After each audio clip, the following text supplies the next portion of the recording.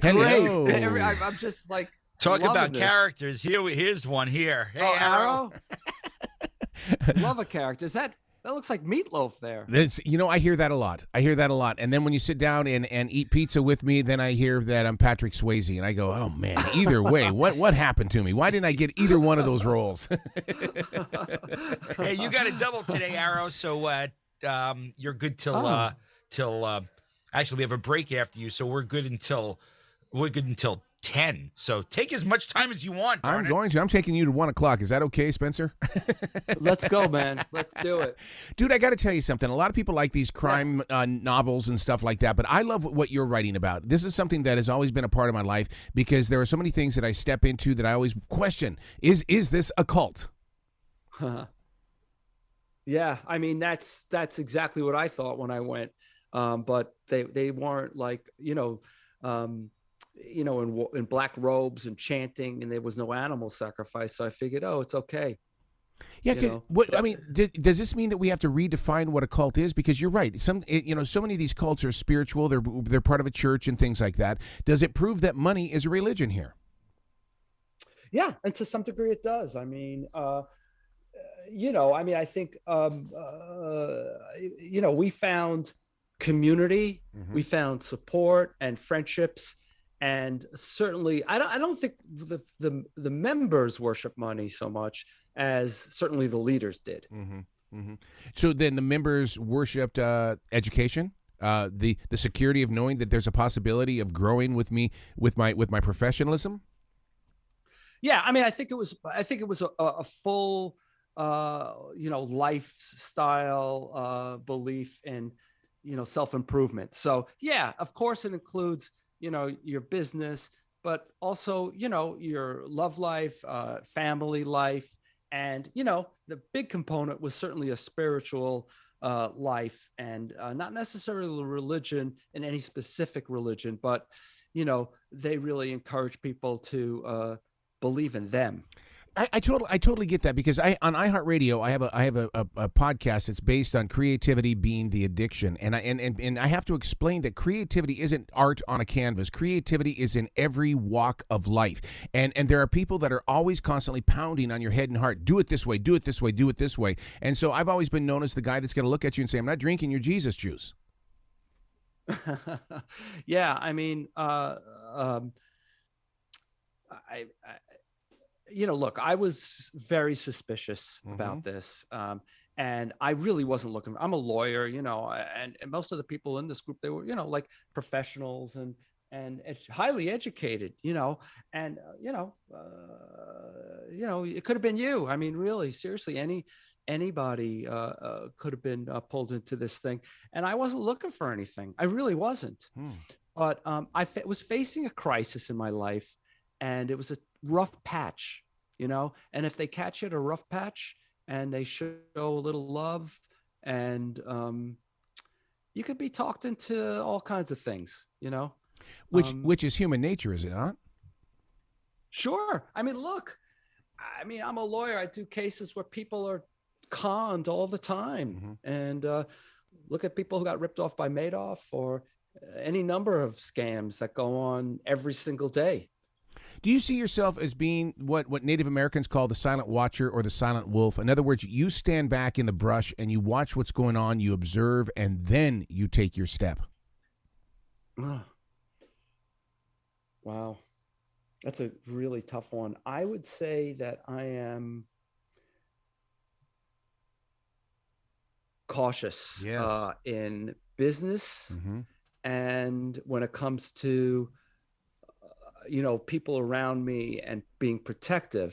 But with myself, I can be adventurous and willing to try different things, including physical things. Like, I swim. After I left the cult, I got out, I became an open water swimmer. I swam around Manhattan. I swim in sub-freezing waters.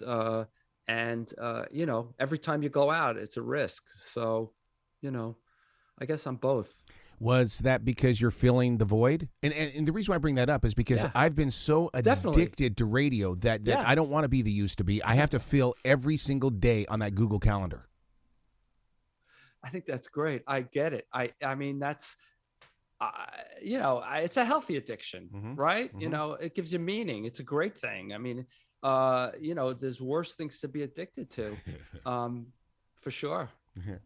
So now let's define school. I mean, to the average listener, they're not going to understand this, but they need to really dig deep into your book, Manhattan Cult Story, because you explain school as that cult. What was the signal that said, "Uh-oh"? Yeah. Well, I should say that I was suspicious at first, but I really did trust the guy who brought me, Mm-hmm. who I thought was a great guy. And I liked the people who were there, and everything was going fine for, many months. And they were very helpful to me in my life. But then all of a sudden they wanted us to recruit other people. Mm. And okay, fine, we'll bring in other people. But they described the process, and it seemed really deceptive, like we were kind of tricking people into coming to something, just by establishing relationships and friendships with people. And they asked us to do this basically around the clock for months. Uh-oh. Yeah. Uh-oh. That's Yeah. Yeah, that's a red flag right there. Total. But they didn't ask us on day one. Mm. It was later when we were in it, and they were careful. They pushed us to the limit. But to me, I guess it wasn't my limit, but it was close. Yeah. One of the things that catches my attention and caught my attention very quickly was you were facing a life that was breaking down. Self-esteem was at an all-time low. I've been there, and my wife did everything humanly possible to get me into some sort of religious group and things like that. And it was the fear of being that weak and going to a cult. And so were you in that? So when you're breaking down, was this before or when you learned that you were in the wrong place? Well, before the group, I was basically doing okay. I was just a busy young guy, and I really wasn't looking for anything. But it's great to have more friends, and I had a lot of friends. But this was a special kind of community where people were very helpful, and I thought it would build my self-esteem, but it took it away. And once I really found out, once I was losing it, I got professional help. Something I'd never done. I'd never gotten therapy or mental health professional in my life, and that made a big difference. And isn't it odd that once you do seek that professional help, it's like you're not turning off the rest of the world, but you just have a better understanding of yourself, and now you've got to educate those around you of, I'm growing. I'm going to be moving through some storms, but I need you to be with me as well. That's what it is. And look, there could be it could be religion for you, someplace you trust and that's safe, and most of course are, 99% are, although this was a somewhat religious cult to some degree, so that's what I'm clear. I just want to differentiate. It's an amazing source of strength, religion or a therapist or a really good friend, or it could be like one person, that is there for you. So how do you grow in trust and faith in your current surroundings? Because once you've been in an experience like that, it's like you're afraid of who's next, what's going on, who are you part of them, and you're just disguised. Yeah, it's real tough.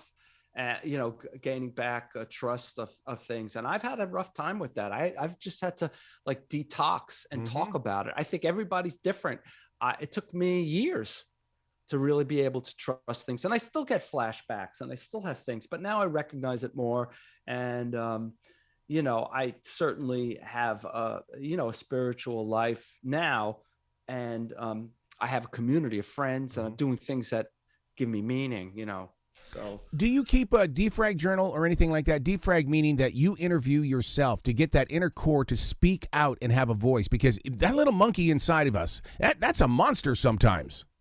Yeah, that's a great thing. The book was. Yes. Writing the book was that, because I had to talk about not only the hell I went through, but I had to write about like what was good about it, Mm-hmm. because I Mm-hmm. was there for a while. And so these are conflicting things, and it was tough to write about. It was easy to write about the bad stuff, but writing about the good stuff was tough Yeah. because I had to admit to myself that, you know, um, part of me liked it. Yeah, man, my God, I feel like that you are speaking what Stephen Furtick of Elevation Church was talking about yesterday in Psalm 128 when he said that just because you don't think it's a victory, that you're going through a storm, but from that storm there's going to be a victory on this side, and that's what I see this book as, is that you are speaking a truth that people are going to say, damn, that's me, I can grow from this. Yeah, I mean that's why I wrote the book. I mean, the first section of it is about the storm I went through and the utter hopelessness I had. And then the second half is where I'm talking about the survival Mm-hmm. and what I found and in my real friends and my real community. And for me, it was a lot of therapy, but it could be anything that really had my interest at heart and really took care of myself. And look, I don't wish it on anybody, but I'm definitely stronger for it.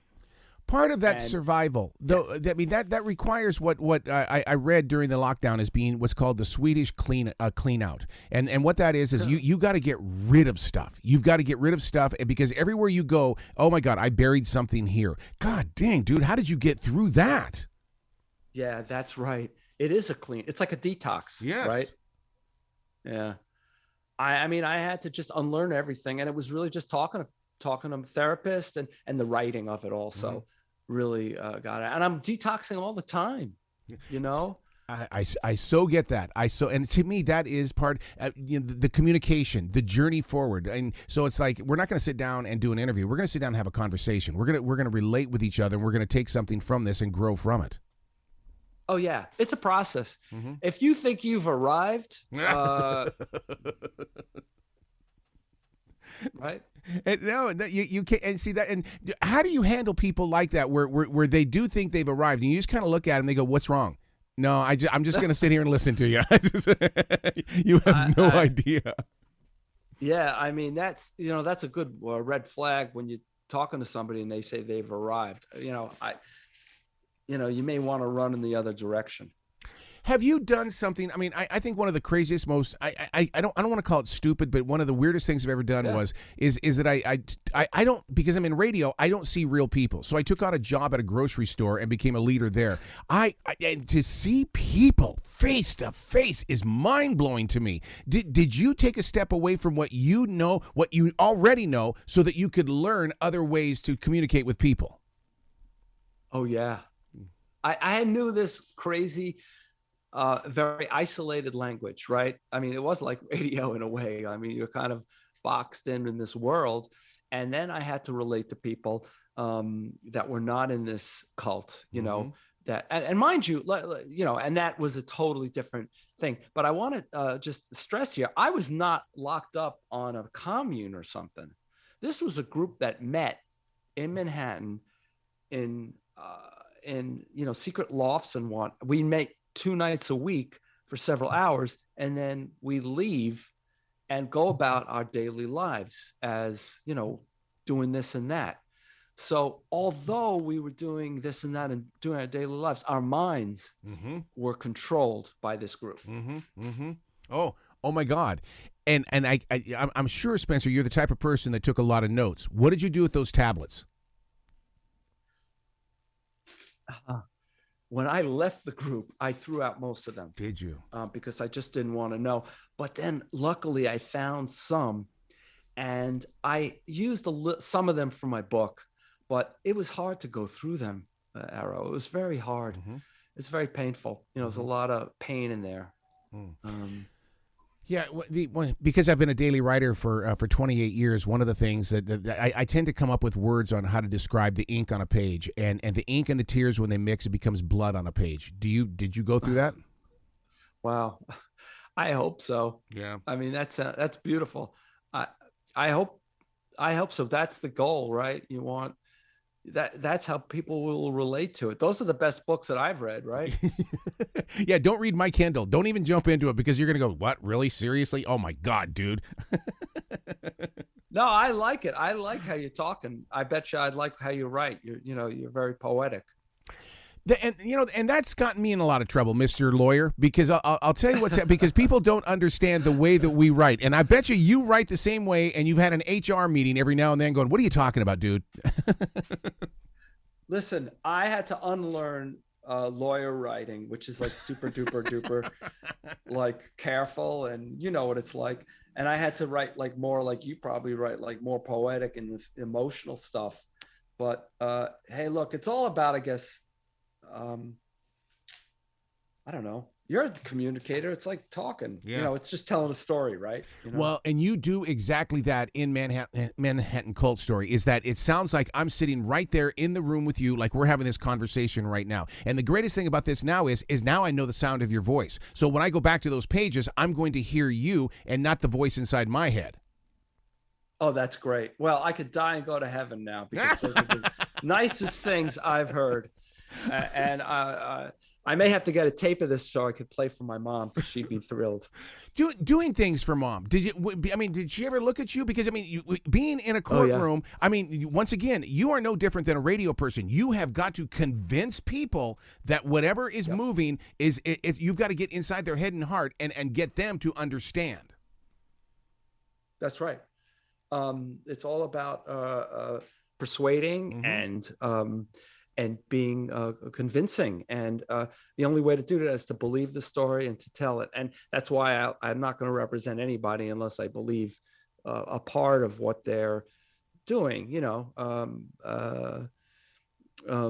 but yeah, you got it. Yeah, that's what it is. Those are the cases where you win. When you write a book, it takes so much from you. It becomes basically the soundtrack of your life. And you're going to be able to, in the future, you're going to go, oh, wow, 2020. Yeah, that's when I was writing my book. All of a sudden, music is replaced by the words on a page. So the question would be, did your taste in music change while you were writing this book? Oh, boy. It's funny because there's a lot of music in the book. I mentioned a lot of music in it. Yeah, I guess. Yeah, I did. I listened to a lot of music when I was writing it, and I listened to a lot more classical music than I normally, and I found it very, I could hear the subtleties of it. That it's so true. It's so true. And that's when I discovered frequency music on YouTube, where you can go and find the frequency, and then all of a sudden, whatever mood you want to be in, you can find that frequency music that'll put you there. Oh, I'm writing this down right now. I'm going to have to check it out. Oh, my God, dude. I call it head music because all of a sudden you're going, oh, wow. And it's like, I don't need to have anything sugarized or anything like that. I'm just going to get into some frequency music. That's where I'm going after this call. I got to find it. I never heard of that. That's amazing. I've heard of ambient music, but, I don't know if this sounds much cooler. I did listen to a lot of music. I like jazz. I like rock. I'm a musician also. So, but like I say, the classical was great, and a lot of Bach actually. A lot of those cantatas. Oh well, I don't know what people are saying, but I love it. Eddie Van Halen said that Van Halen is nothing more than a glorified Bach. Because he feels that they were just bringing his music forward. Hey, that's great. Whatever works. They were fantastic. Fantastic. So as jazz, let's talk about that, because I got into jazz really late in life. The first to me of jazz right now is the new age of funk. It's also disco. And when you see someone like Lizzo releasing songs like About Damn Time and stuff like that, I feel like that jazz is about ready to have a new rebirth here. Do you feel the same thing? Yeah. It's the thing is, it hasn't gone away, right? Right. It's still there, and it's evolved, and it's always been relevant to remember that they had fusion with rock, and then Miles changed it, and then there's it's continuously evolving, and you could hear all kinds. You could hear traditional, and then stuff that's really out there. So I don't know. I mean, I guess I find more and more young people into it, Mm-hmm. and it's, the platform's there. Yeah. So as a musician, one of the things that we do on a natural basis, and I think it's only because we piece music together, is that we listen beyond sound. Now that you have put words on a page, do you look beyond the words to see the deeper message? In music, you're saying? Music or and or writing, because you're a changed person. You're not the same person you were before you wrote this book. You are not the same person. Oh, no. I mean, I first of all, I have the sense of accomplishment, and I also have the sense that I'm able to write something that, people are interested in, reading, and that's very, humbling. I mean, I find it amazing.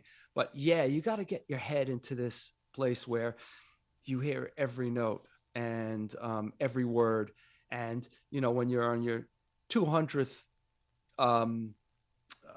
draft of the document of the, I mean, you're going crazy. And then you'll find a word that doesn't work. Right. You're like, oh my gosh, how did I write that? And I was like, wait, no. And then I listen, it's funny, I listen to music all the time, and I always, and stuff I've heard a million times, like the Beatles or whatever, I'll hear something new, and I'm like, whoa. That was like Paul McCartney's last book was based on the lyrics of the Beatles, and I was going through it going, no, that's not what I thought you guys were singing about. Oh my God, no. I know, shocking. How about what did he say? Good Day Sunshine was about his love affair with pot. I couldn't believe it. Well, yeah, and even when he wrote Yesterday, he called it scrambled eggs because the words just weren't there. And it's like, I mean, even as writers, and that when you sometimes all you have to do is just put down the rhythm of a thought, and when you come back in the rewrite, you're going to change it, and you've got to make an agreement with that creative self, and sometimes that creative self doesn't like that idea. That's a great example. Because you write something that doesn't quite work, and then it comes somehow. That's the miracle of the creativity, right? That it's like, maybe you'll have a piece of it, and then it comes later on. It's like, what explains that?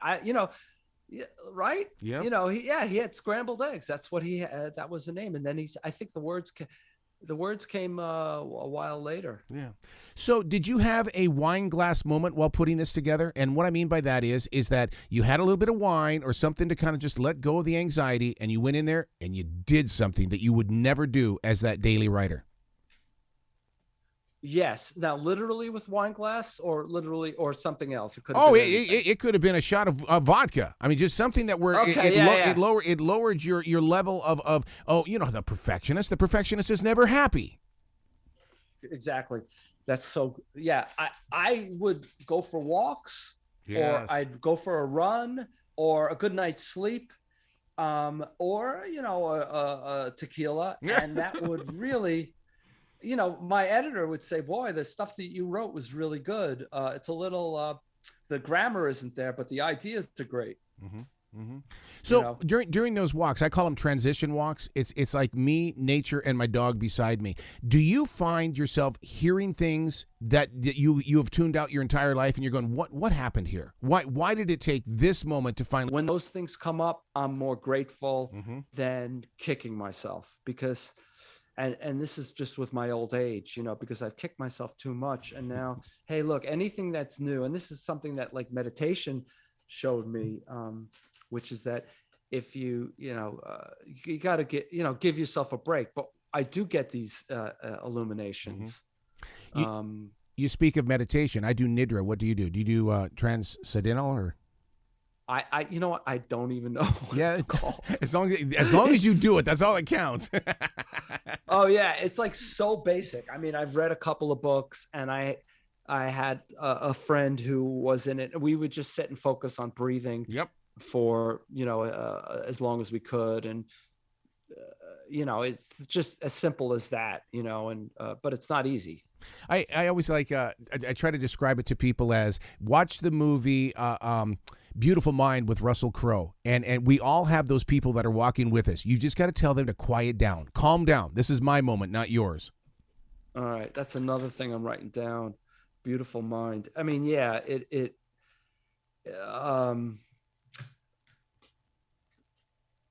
yeah, those voices, that they're there all the time. It's just a matter of just kind of tuning them out. Yeah, You yeah. know. So if So you being a lawyer, if would you ever put yourself on the stand to question yourself? I've always wanted to ask a crime writer and something like, or even people who are in law. Would you ever put yourself on the stand? in a case that I'm working on, or just ever Well, it's like because testify. I have a feeling you're going to start writing murder mysteries. I just have this feeling that this book is just the Oh. opening door of something that's going to go on to be where you're going to have crime novels or be a spy novels or something like that. And so, and I know I'm going to ask that question to you again sometime in the future. I'm going to say, would you put yourself on the stand, knowing what you know as a lawyer? Would you put yourself on the stand if you had the information? Not if I did it.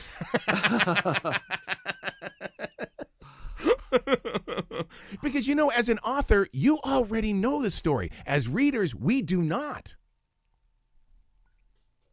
Yeah, that's interesting. That's very true. That's true. And but it's funny because when you start writing, you don't know where it's going to go. Right. Yeah, because that becomes the addiction. Because you show up every day going, "Oh, where are we going today?" Yeah, yeah.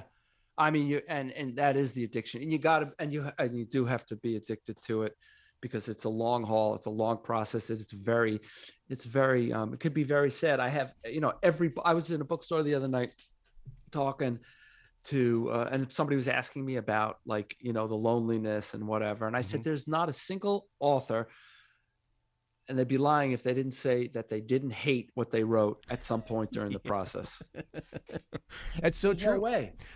Now, when along the lines are you going to go back and read? Because I've had 7 books, and when I go back and I kind of touch up, Wow. I'm good for about maybe a page and a half, and then I go, I got to get out of here. And it's because you want to go back and correct it and correct it and correct it. And even though you can't because it's already published, you still want to correct it.